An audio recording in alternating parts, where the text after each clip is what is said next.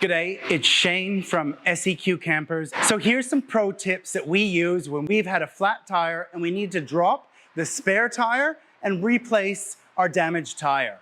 These are some of the things that I would carry on that trip. Now, one of the big ones is really making sure that you've got a star bar or the right wheel nut tire iron that suits your camper. It might not always be the same one that's for your vehicle, so this star bar is great, and we found it really handy to use underneath, dropping the spare wheel because it gives me a great handle, and generally it'll do different size bolts or nuts that are underneath my carrier of my spare wheel. Another thing I really like to take is a bit of shade cloth. Now, it might be a bit of canvas, it might be the yoga mat that we don't really use, or even those square rubber mats. But having a bit of shade cloth is great for putting underneath. If I'm just gonna fold that into man size where I can do 1 or 2 folds, this guy is now gonna go underneath. 2 reasons. What I have down here is I've got something to lie on if there's stones or prickles, but also once I drop that tire down, it's gonna give me something tough, rugged, that I can pull the tire back out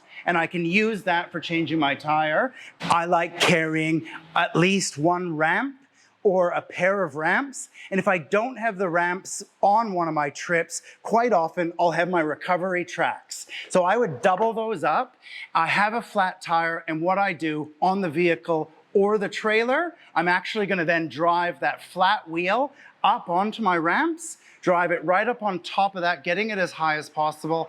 From that point, I'm gonna lock the brakes and I'm gonna then jack up the vehicle. What it's doing is it's giving me some additional clearance for using that jack under the axle or under my swing arm, and that additional clearance is gonna make it so much easier to then get a new tire back on that's full of air and quite large. So get it up high.